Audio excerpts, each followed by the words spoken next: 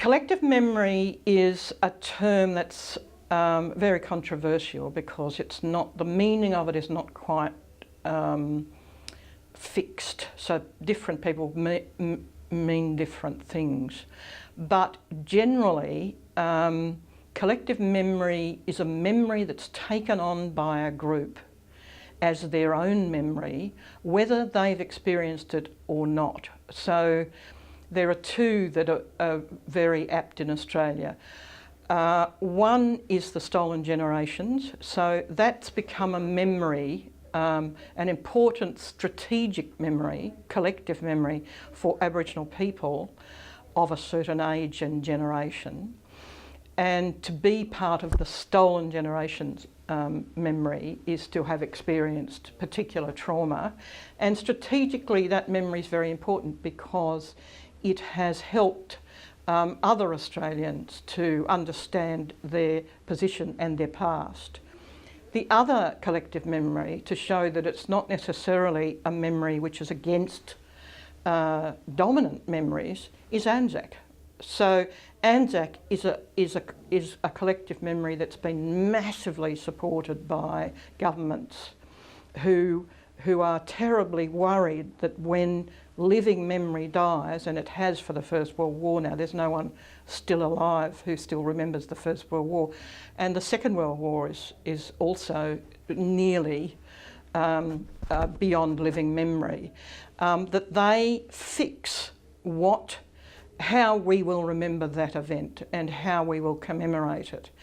And they've put a lot of energy, and I mean, naming is one of the ways in which they do that. Anzac Bridge, Anzac parades, you know, all around Australia, the names of the sites in which war took place, the Somme, Pozières, you've got all these avenues.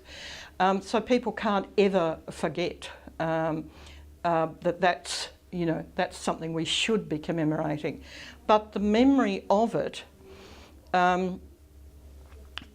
the government tries to fix it, but people keep saying, but what about this kind of memory? We can't just celebrate white men in battle, right? So the collective memory gets a little bit broader. They've incorporated women in it. They've incorporated, more recently, Aboriginal soldiers in it.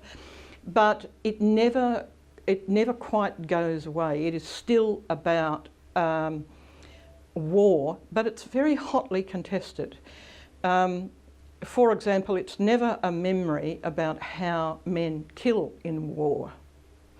We never mention that people actually shoot other people. Our soldiers shoot and, you know, even rape women sometimes.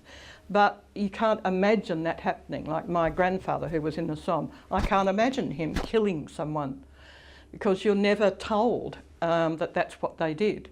So that collective memory is very dominant and very secure in Australia. It varies according to the political system. For example, in capitalist countries, you would get more open contestation of a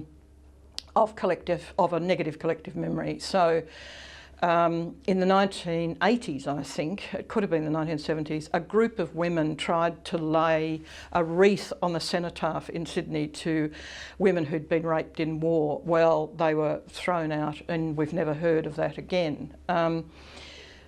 But if you come from a country which is, say, socialist or post-socialist, you would never even have got the chance to do that.